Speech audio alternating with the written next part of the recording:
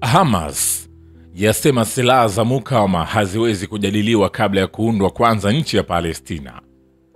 Osama Hamdani, kiongozi mwandamizi wa harakati ya mukawama wa Kiislamu ya Palestina Hamas, amesisitiza kwamba silaha za mukawama ni suala lisiloweza kujadiliwa kabla ya kuundwa nchi dola ya Palestina, na akabainisha kuwa lengo la kisiasa la mukawama litabaki kuwa ni kuikomboa ardhi, kuundwa nchi huru ya Palestina ambayo mji mkuu wake ni Baitul Muqaddas na kuwepo hakikisho la kurejea wakimbizi. Hamdan ameeleza kwamba makubaliano ya kusitisha mapigano katika ukanda wa Gaza ni ya kuhitimisha uchokozi wa adui na kuanza uchukuaji wa hatua za kisiasa na kitaifa za Palestina. Ameongeza kuwa harakati ya Hamas imeweza kukubaliana makubaliano ya kusitisha mapigano kwa sura ya kubeba masuhulia na kuwajibika kitaifa na kwa kuzingatia mwelekeo wa wazi wa kulinda misingi ya haki za Palestina, na kwamba makubaliano hayo ni tofauti na makubaliano yaliyopita kwa sababu yameeleza bayana kuhusu kusimamishwa vita kikamilifu na yanaashiria utangulizi wa kisiasa kuelekea kwenye kutambuliwa haki ya Palestina ya kuwa na nchi yao huru. Kiongozi huyo mwandamizi wa Hamas ameendelea kueleza kuwa mazungumzo yaliyopelekea kufanikiwa makubaliano ya kusitisha vita yalilenga katika hatua ya kwanza kusimamisha vita hivyo, kubadilisha mateka, kuingizwa misaada ya kibinadamu Gaza na kuondoka vikosi vya utawala ghasibu wa Kizayuni kwenye eneo hilo. Kuhusu uendeshaji wa ukanda wa Gaza baada ya vita, Hamdan amesema makubaliano ya awali yalihusu kuundwa kamati ya uendeshaji wa masuala ya Gaza katika kipindi cha mpito, lakini maelezo zaidi kuhusu utendaji kazi na kamati hiyo na mamlaka itakayokuwa nayo lingali ni suala la kujadiliwa kitaifa miongoni na makundi ya Palestina.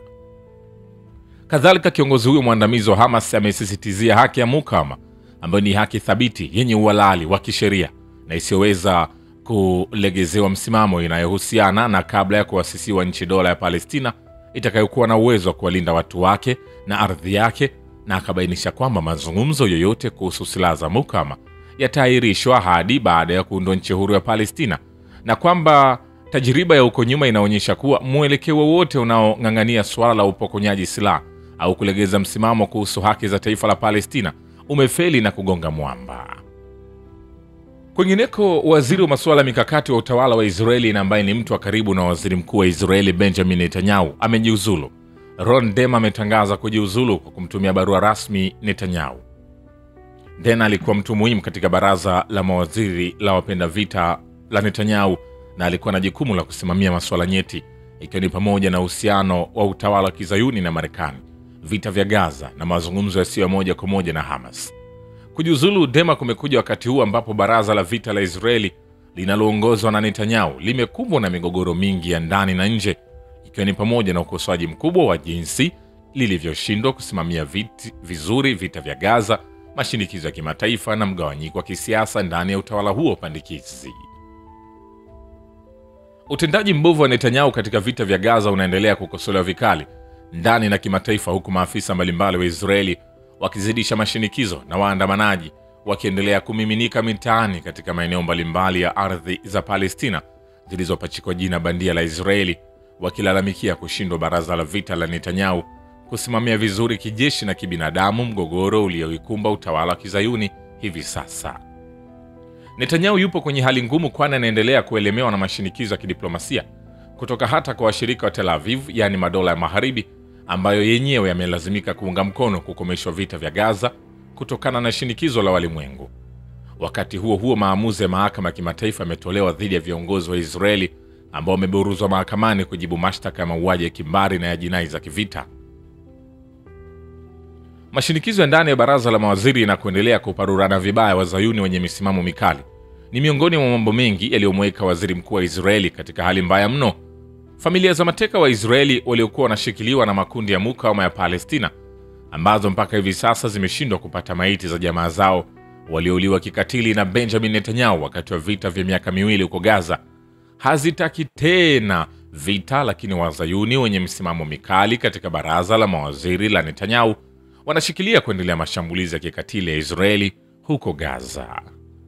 Vile harakati ya mapambano ya Kiislamu ya Palestina Hamas imesema kwamba maadhimisho ya kumbukumbu ya siku ya kuuawa rais wa zamani wa Palestina Yasser Arafat yanakumbusha kwamba uhalifu wa kuzingira unaomlenga Arafat bado unaendelea dhidi ya watu wa Palestina katika ukingo wa magharibi na ukanda wa Gaza.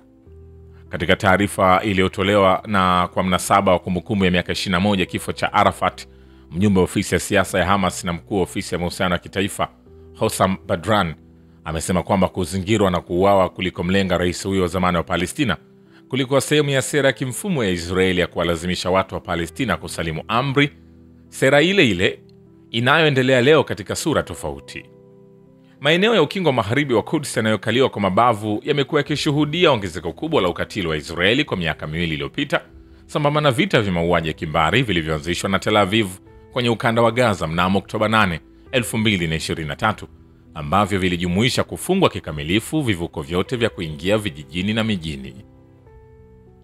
Vyanzo vya serikali ya Palestina vinasema uhalifu huo katika maeneo ya ukingo wa magharibi na Quds pekee umesababisha mauaji wa Palestina wasiopungua 1069 na kujeruhiwa wengine wapatao 10,700 pamoja na kulazimika kuhama wa Palestina 50,000 na kukamatwa zaidi ya 20,500.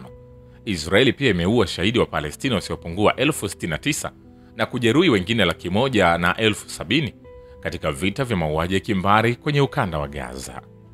Badran amesema kwamba Arafat aliuawa kwa njia ya mapambano ya kupigania haki halali za kitaifa za watu wake. Amesisitiza kwamba Hamas inakumbuka roho ya Arafat na roho za mashahidi wote waliouawa katika uhalifu wa Kizayuni. Kwa upande wa kundi la Hezbollah, katibu mkuu wa harakati ya Hezbollah Lebanon amesisitiza kwamba wito wa Marekani na Israeli wa kupokonya silaha kundi hilo la mapambano na mukawama unakusudiwa kuidhoofisha Lebanon na kuiacha ikikabiliwa na uvamizi wa kigeni. Sheikh Naim Kasim amesema katika hotuba iliyorushwa hewani kwenye televisheni kuadhimisha siku za mashahidi Jumanne kwamba silaha za mukawama ndio siri ya nguvu yake na hazitasalimishwa kwa yeyote. Amesisitiza kwamba vitisho na mashinikizo ya Marekani na Israeli havitabadilisha msimamo wetu. Tutalinda ardhi na heshima yetu na hatutasalimu amri. Marekani na Israeli zinapaswa kukata tamaa, Sheikh Kasim aliongeza, akisisitiza kwamba Hezbollah haitapigishwa magoti licha ya hasara na vitisho. Ametaja wito wa kupokonywa silaha Hezbollah kuwa ni kisingizio cha kuanzisha uvamizi dhidi ya Lebanon, akisema tunakabiliwa na tishio halisi la uwepo wetu na ni haki yetu kufanya chochote kinachohitajika kukabiliana nalo. Akizungumzia ukiukwaji wa makubaliano ya kusitisha mapigano yaliyofikiwa mwaka jana na Israeli, Sheikh Kasim amesema Israeli inakataa kuondoka katika ardhi ya Lebanon kwa sababu inataka kudhibiti mustakabali wa Lebanon. Vilevile harakati ya Kiislamu ya mapambano ya Palestina Hamas imelaani vikali hatua ya bunge la Israeli kupitisha kwa mara ya kwanza muswada unaoruhusu kunyongwa kwa Wapalestina waliotekwa, ikikitaja kama ni mwendelezo wa sera za kibaguzi na za jinai za utawala wa Kizayuni. Katika taarifa rasmi iliyotolewa Jumanne, Hamas ilisema kupitishwa kwa muswada huu na kile kinachoitwa Seneti ya Kizayuni ni mwendelezo wa sera za kibaguzi na jinai za utawala wa Kizayuni na ni jaribio la kuhalalisha mauaji halaiki dhidi ya watu wetu wa Palestina wanaoishi katika hali ya kukaliwa kwa mabavu kwenye ardhi yao. Jumatatu wabunge utawala huo waliidhinisha muswada huo kwa kura 39 dhidi ya 16, hatua inayoupeleka kwa kamati ya usalama wa kitaifa ya Seneti kwa mazungumzo na upigaji kura wa mwisho kabla ya kuwa sheria. Wiki iliyopita kamati hiyo ya usalama wa kitaifa iliidhinisha muswada huo na kufikishwa kwa bunge kuu la Seneti kwa mjadala na uamuzi wa mwisho. Nikwambie hivi, hatujamaliza.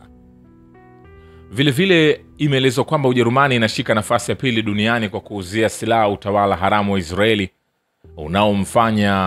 unaofanya mauaji ya kinyama dhidi ya Palestina. Katika kipindi cha miaka miwili iliyopita na sambamba na mashambulizi ya kila upande ya utawala wa Kizayuni katika ukanda wa Gaza, Ujerumani imekuwa nchi ya pili kwa kuiuzia Israeli silaha.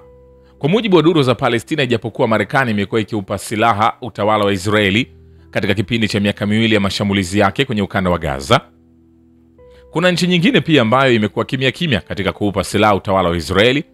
Ripoti zinasema kuwa Ujerumani imekuwa nchi ya pili kwa kuiuzia Israeli silaha kwa wingi katika miaka hii miwili ya hujuma na mashambulio ya kinyama ya Israeli dhidi ya ukanda wa Gaza.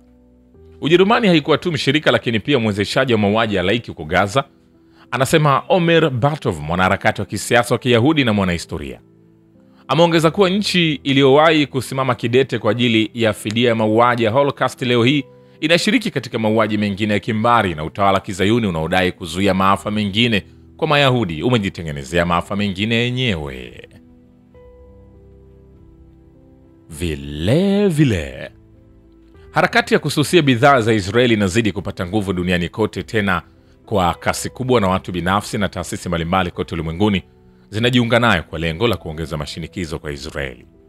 Katika uamuzi muhimu zaidi wa hivi karibuni ni nchi ya Ulaya ya Uholanzi kutangaza kwamba inaandaa sheria kupiga marufuku kuingiza nchini humo bidhaa zinazozalishwa katika vitongoji vya Israeli huko Palestina.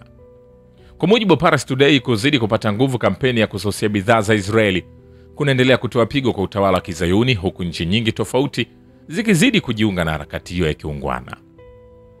Waziri wa mambo ya nje wa Uholanzi David Van amesisitiza kwamba nchi yake inaandaa sheria ya kupiga marufuku kuingiza bidhaa zinazozalishwa kwenye maeneo ya Palestina yaliyotekwa na Israeli. Uamuzi huo umezidi kuongeza mashinikizo ya ulimwengu dhidi ya Wazayuni kutokana na vitendo vyao vya kukiuka kupindukia haki za binadamu za Palestina. Harakati ya kususia bidhaa za Israeli, kwa kifupi BDS, iliyoanzishwa mwaka 2005 na zaidi ya asasi 170 za kiraia za Palestina, ilianzishwa kufuatia mfano harakati za kupinga ubaguzi wa rangi nchini Afrika Kusini, na lengo lake kuu ni kulazimisha au kuilazimisha Israeli kuheshimu sheria za kimataifa.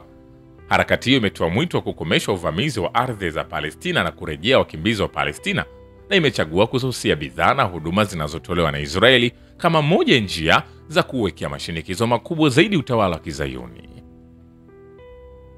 Shukran kwa Baba Ukivita na Historia ya Dunia. Mimi ni Richard Shio, The Rich Voice. Ni follow Instagram na TikTok kama Rich Voice Official. Asante.